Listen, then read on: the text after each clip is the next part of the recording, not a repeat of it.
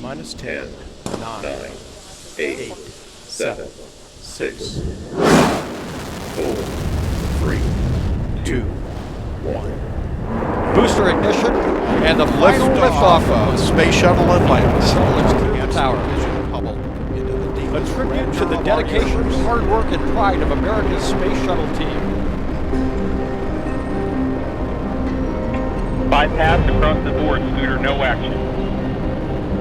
Houston, 100 miles an hour, and the speed of Atlantis right now, 6 miles in altitude, 9 miles downrange.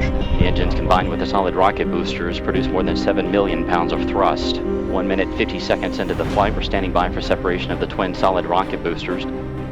Booster officer confirms staging a good solid rocket booster Booster separation confirmed. Solid rocket boosters have done their job. Atlantis is continuing in its due easterly course. Dynamic pressure.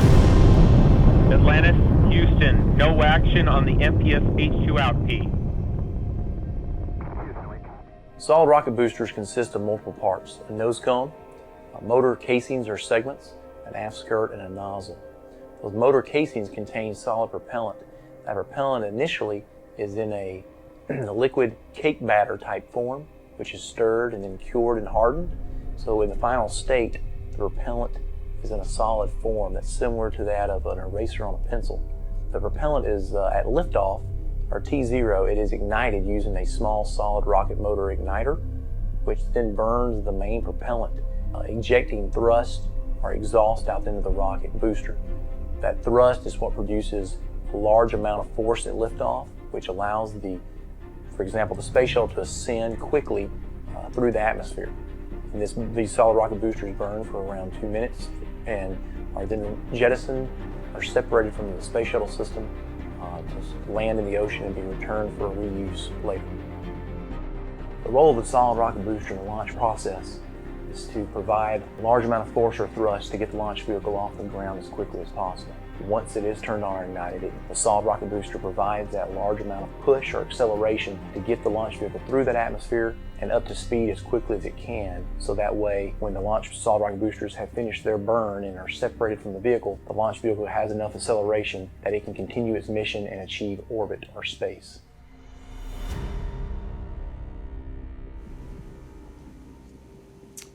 Several years ago, I took my family to Titusville, Florida, to watch up close history in the making. It was the final launch of the Space Shuttle Atlantis. In fact, this is a scale model of that very space shuttle, which has since been decommissioned. It's no longer in use. But I remember that day, we gathered there on the beach with what seemed like thousands of other people. We waited for hours for the big moment to arrive, and then the countdown started. Everyone stood up on their feet and looked towards Cape Canaveral Kennedy Space Center, waiting for that moment. And then we heard it. Those solid rocket boosters ignited, producing an awe-inspiring explosion of energy. Those flames and smoke were pouring out of the solid rocket boosters. It looked like a waterfall of liquid fire. The ground began to shake, and then the space shuttle began to ascend, slowly at first, but it began picking up speed and momentum. And soon that space shuttle was blasting off into outer space at an incredible rate. And as Atlantis was racing to space for the final time, I saw in those powerful rocket boosters a profound metaphor. You see, those rocket boosters do not exist for themselves. Their purpose is found in propelling forward something that is of greater significance than they are. They would have no reason to exist were it not for that space shuttle. It is the space shuttle and its mission that gives meaning to the rockets. One day, your mortal life force will fall away and disappear in an ocean of obscurity. But my friend, that's not the end of the story. Because although our lives will one day come to an end, the kingdom of God will continue moving forward to victory. And herein lies our greatest opportunity.